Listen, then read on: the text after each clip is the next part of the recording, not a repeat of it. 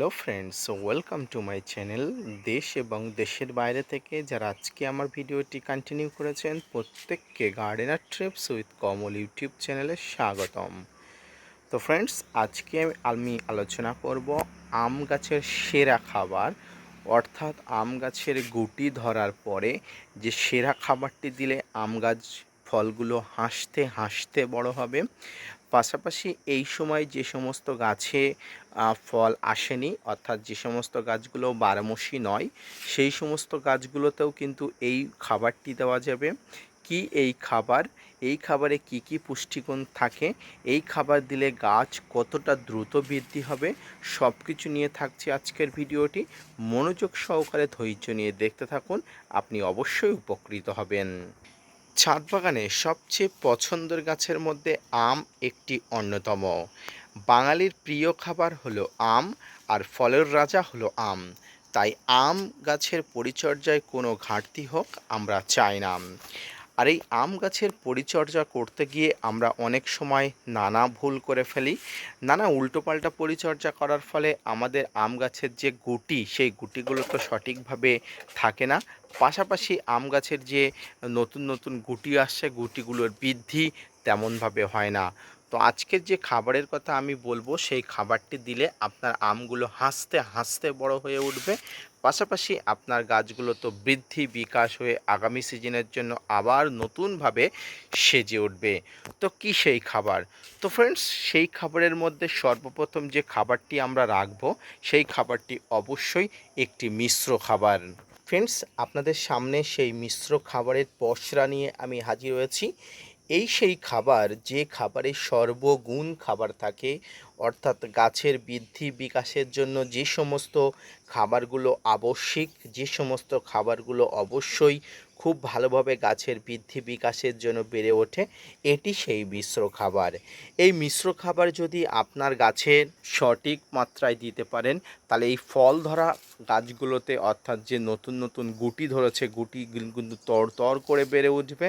পাশাপাশি গুটিগুলো কিন্তু হাসতে হাসতে বড় হবে। তো এবার আসুন, এই মিশ্র খাবারে আমি কি দিয়ে, কি পদ্ধতিতে এই মিশ্র খাবারটি প্রস্তুত করেছি, অর্থাৎ গাছের যে পুষ্টিগুণ সম্পন্ন যে খাবারটি, যে খাবারগুলোর মধ্যে সর্বাপেক্ষা পুষ্টিগুণ এবং যে খাবারগুলোর মধ্যে গাছের বৃদ্ধি বিকাশের বেড়ে ওঠার জন্য সব খাবার আছে, সেই খাবারটি আমি কেমন করে বেড়ে তুললাম, সেই খাবারটি আমি কেমন করে তৈরি করলাম, তো এবার আপনাদের সঙ্গে শেয়ার করি। আমি আমার ছাদ বাগানের জন্য প্রায় 5 কেজি এই মিশ্র খাবার তৈরি করেছিলাম। আর এই 5 কেজি মিশ্র খাবারের মধ্যে আমি 2 কেজি নিয়েছিলাম ভার্মি কম্পোস্ট, অর্থাৎ আমার কাছে যে ভার্মি কম্পোস্ট ছিল, এর মধ্যে 500 গ্রাম নিয়েছিলাম হাড় গুঁড়ো, এর মধ্যে 500 গ্রাম নিয়েছিলাম শিংকুচি, তারপরে এর মধ্যে বিভিন্ন ধরনের গোবর সার, এর মধ্যে এসওপি, ফাঙ্গিসাইড, এর মধ্যে নিমখোল অল্প করে নিয়েছিলাম। খুবই সামান্য পরিমাণ আমি নিমখোল নিয়েছিলাম। যদিও নিমখোলটি আম গাছের গোড়ায় নতুন ছাদ বাগানিদের না দেওয়াই ভালো, কিন্তু যেহেতু আমি আমার এক্সপিরিয়েন্স দিয়ে ছাদ বাগানে অনেক দিন কাজ করছি, সেই জন্য নিমখোল দিয়ে আমি আমার মিশ্র খাবারটি তৈরি করলাম। তো এই খাবারের মধ্যে গাছের বেঁচে থাকার জন্য সব গুণগুলো, সব উপাদানগুলো থাকে। এবং মিশ্র খাবার তৈরি করার যে নিয়ম, সেটি সম্পর্কে আমার চ্যানেলে একটি ডেডিকেটেড ভিডিও আছে, কিভাবে মিশ্র খাবারটি তৈরি করতে হয়, কতদিনে তৈরি করতে হয়। তো যে উপকরণগুলো আমি আপনাদের সঙ্গে বললাম, সেই উপকরণগুলো মিনিমাম 10 থেকে 20 দিন একসঙ্গে মিশিয়ে আপনারা রেখে দেবেন। তারপরে দেখবেন খাবারের আকারটা ঠিক এমন হবে। তো ফ্রেন্ডস, দেখুন, প্রায় 20 দিন আগে আমি আমার ছাদ বাগানের এই খাবারগুলো প্রস্তুত করেছিলাম। যদিও এই খাবারগুলো সম্পূর্ণ প্রস্তুত হয়ে গেছে, এবং এই খাবারগুলো কিন্তু আমার ছাদ বাগানের সমস্ত আম, জাম, লেবু, কাঁঠাল, সমস্ত যে গাছগুলো আছে, সমস্ত গাছগুলোতে অলরেডি দেওয়া হয়ে গেছে। আপনারা দেখতে পাচ্ছেন পরিমাণ অনেকটাই কম, প্রায় 1.5 থেকে 2 কেজি আছে, কারণ আমি আমার ছাদ বাগানের সমস্ত গাছে অলরেডি বর্ষার আগে খাবার দেওয়ার প্রসেসটা ঠিক করে ফেলেছি। এবং এই খাবারটি এই ধরনের গাছের ক্ষেত্রে, অর্থাৎ ফল ধরা গাছের ক্ষেত্রে কতটা দেবেন? সর্বপ্রথম আপনারা যেটা করবেন সেটা হচ্ছে টবের মাটিতে, যেহেতু যখন খাবার দেবেন তখন আপনার সামনে থাকা যে সমস্ত টব আছে বা আপনি যে সমস্ত টবে খাবার দেবেন বলে ঠিক করেছেন, সেই সমস্ত টবে যদি এই সমস্ত আগাছা থেকে থাকে, সেই আগাছাগুলোকে কিন্তু আপনাকে দ্রুত পরিষ্কার করতে হবে। কেন পরিষ্কার করতে হবে? দেখুন, আপনি যখন খাবার দেবেন তখন কিন্তু এই যে খাবারের ভাগিদারও কিন্তু এই গাছগুলো হয়ে যাবে। তাই আপনারা অবশ্যই এই টবের মাটি থেকে এই ধরনের আগাছাগুলোকে কিন্তু আপনারা হটিয়ে দেবেন। দেখুন এই মুহূর্তে আগাছা মুক্ত একদম টব হয়ে গেছে। তো এবার আপনারা কি করবেন, দেখুন আমি আগেই বলেছি যে টবের মাটিতে খাবার অলরেডি দেওয়া হয়ে গেছে, তবু আপনাদের দেখানোর জন্য আমি অল্প মাত্রায় খাবার দিয়ে আপনাদের দেখাবো।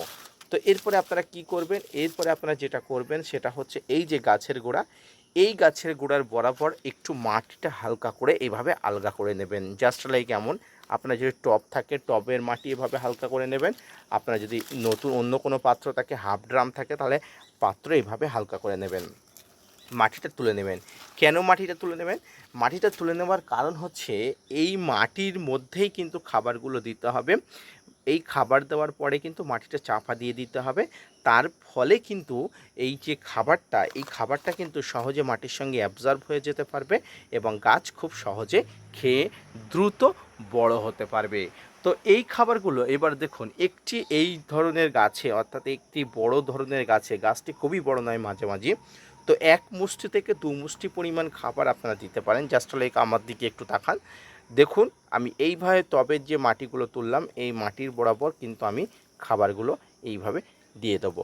তো চারিধার বরাবর দিয়ে দেবেন। আমি জাস্ট আপনাদের একটু দেখালাম, কারণ এর আগে আমি খাবার দিয়েছি, গাছে দুইবার খাবার দেওয়াটা ঠিক নয়। দেওয়ার পরে আপনারা যে খাবারটা দেবেন, খাবার দেওয়ার পরে কিন্তু মাটিগুলো এইভাবে আবার পুনরায় কিন্তু এইভাবে করে দেবেন। এতে কি হলো, এতে যে খাবারটা দিলেন এই খাবারটা মাটির মধ্যে চলে গেল। এরপরেও যদি বৃষ্টি হয়, বৃষ্টি কিন্তু এই খাবারটা ধুয়ে বাইরে বের করতে পারবে না। তো এটি কিন্তু এমন একটি খাবার যে খাবারের মধ্যে সব গুণ থাকে এবং গাছ কিন্তু খুব দ্রুত কিন্তু এই খাবার খেয়ে বড় হয়ে ওঠে। এবারে সেটা তো গেল মিশ্র সার। এবারে গাছে কিছু স্প্রে ফর্মের খাবার অবশ্যই গাছে দিতে হবে, কারণ গাছে মুকুল থেকে গুটি ধরেছে, আর এই গুটি আসলে সর্বপ্রথম যে সমস্যাটা হয় সেটা হচ্ছে ফাঙ্গাস। এই ফাঙ্গাসের আক্রমণকে প্রতিহত করার জন্য আমি যে ফাঙ্গিসাইডগুলো ব্যবহার করবি, একটি হচ্ছে সালফ, একটি হচ্ছে M45, একটি হচ্ছে স্প্রিং এবং অপরটি হচ্ছে ব্লাইটক্স। তো ব্লাইটক্স সব থেকে উন্নত মানের এবং উন্নত মাত্রার একটি ফাঙ্গিসাইড। এই ফাঙ্গিসাইডটা এই ছোট গুটিতে অবস্থায় দেবেন না, কারণ এই ছোট গুটিতে আসলে কিন্তু এটি সহ্য করতে পারবে না।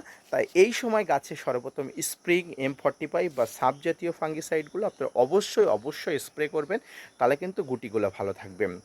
এরপরে গুটিগুলো থেকে যখন গুটিগুলো একটা নির্দিষ্ট আকার আকৃতি হয়ে যাবে, দেখুন গুটিগুলো ধীরে ধীরে বাড়ছে এবং এখানে একটা গুটি দেখুন খুব সুন্দরভাবে আকার নিয়েছে। এই গুটিগুলো যখন সুন্দরভাবে আকার নেবে তখন আপনারা যেটা দেবেন, একটা মাইক্রোনিউট্রিয়েন্ট দেবেন। আর বর্তমানে বাজার চলতি সবচেয়ে উন্নত মানের এবং সবচেয়ে বাজার চলতি যে ফেমাস যে মাইক্রোনিউট্রিয়েন্ট, সেটি হচ্ছে বোরন। আপনাদের সামনে যেটা দেখতে পাচ্ছেন এটি হচ্ছে বোরনের কন্টেনার। তো বোরন 1 গ্রাম 1 লিটার জলে নিয়ে আপনার ছাদ বাগানে ফল ধরা সমস্ত গাছে আপনি দিতে পারেন। বিশেষ করে আপনি এই যে আম গাছের কথা বলছি, সেই আম গাছে তো আপনি দিতেই পারেন।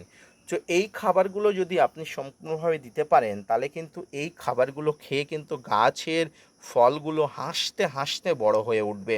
পাশাপাশি এই সময় গাছে মনোরকম কোনো ফাঙ্গাস কীটপতঙ্গর আক্রমণের হাত থেকে রক্ষার জন্য আপনি মাসে একবার করে, অর্থাৎ যদি অতিরিক্ত হয় তাহলে মাসে 2 বার, আর যদি না হয় একবার করে অন্তত সাইপারমেট্রিন গ্রুপের প্রোপেক্স সুপার যে কীটনাশকটি আছে সেটি স্প্রে করবেন। ব্যাস এইটুকু করলে কিন্তু আপনার গাছের কোনো ধরনের কোনো ক্ষতি হবে না, ফলগুলো কিন্তু দ্রুত বৃদ্ধি হবে, কোনো ফাঙ্গাসের আক্রমণ হবে না, ধীরে ধীরে ফলগুলো বৃদ্ধি হবে। এবার আপনাদের অনেকের মনে প্রশ্ন জাগতে পারে যে আমার গাছে তো প্রচুর মুকুল ছিল, আম কোথায় বা গুটি কোথায়? দেখুন, একটি গাছে শতকরা 100 ভাগ গুটি ধরলে সেখান থেকে 10% অর্থাৎ 10% গুটি ধরলে সেই গাছটি হেভি ফলন বলা হয়।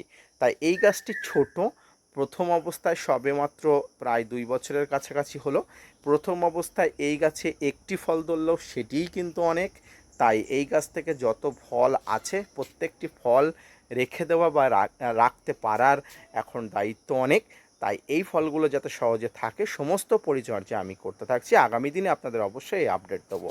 তো এইভাবে পরিচর্যা করুন, খাবার দিন, দেখবেন আপনি উপকৃত হবেন। আপনার ছাদ বাগানের ছোট ছোট ফলগুলো ধীরে ধীরে বৃদ্ধি হবে, তখন আপনি একটা আলাদা অনুভূতি ফিল করবেন। তো আজকের ভিডিওটি এই পর্যন্ত, দেখা হচ্ছে পরবর্তীতে নতুন কোনো ভিডিও নিয়ে।